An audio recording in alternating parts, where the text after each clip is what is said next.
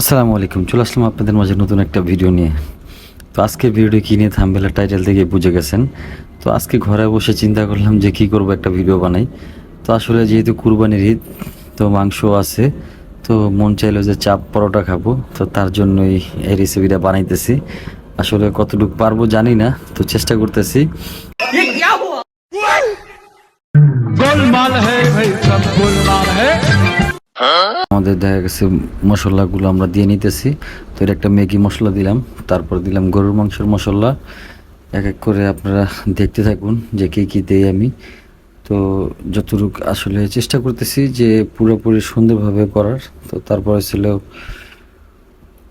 লবণ, মরিচ, হলুদ, যা যা দেওয়া দরকার সব কিছু দিতেছি। আসলে এগুলো তো কখনো করি নাই, তো দেখি যে কতটুকু হয় বা না হয়। তো পুরো ভিডিও স্কিপ না করে আপনারা দেখতে থাকুন যে আমি কিভাবে কি করি।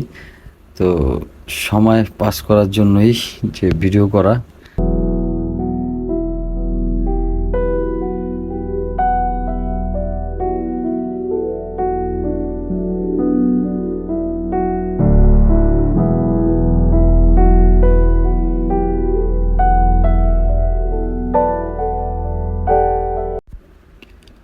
আসলে তখন দেখা গেছে হলুদ দিতে মনে নাই, তো তারপরে ছিল আদা রসুন, তো এখন আসলে দিয়ে নিতেছি। তো যাই হোক, যেহেতু প্রথমবার করতেছি, দেখি কতটুকু হয় ইনশাল্লাহ।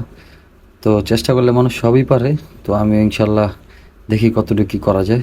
তো ফাইনালি তেল দিয়ে দিতেছি। তো এখন এটারে আসলে ভাজা হবে। তো আপনাদেরকে পুরোপুরি দেখাবো যে কীরকম হয় না হয়।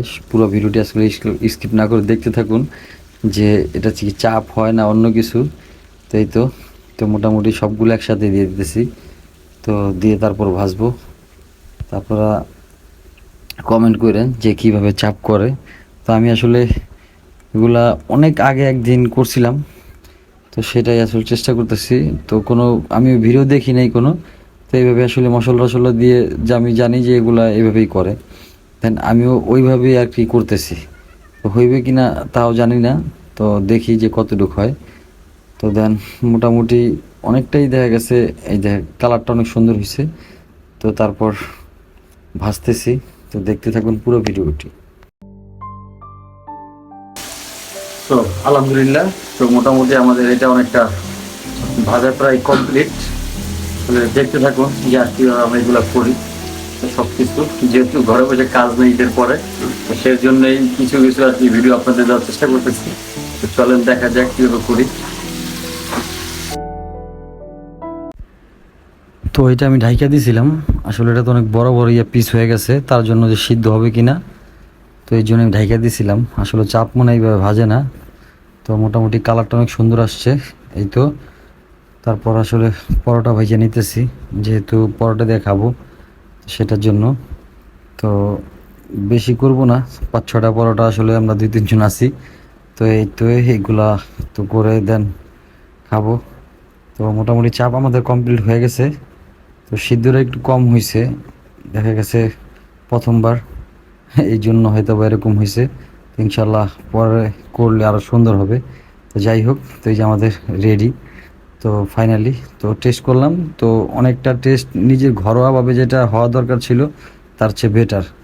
তো যেহেতু নিজে ঘরে তৈরি করা জিনিসগুলো আলাদা, তো খাবার মজাই আলাদা।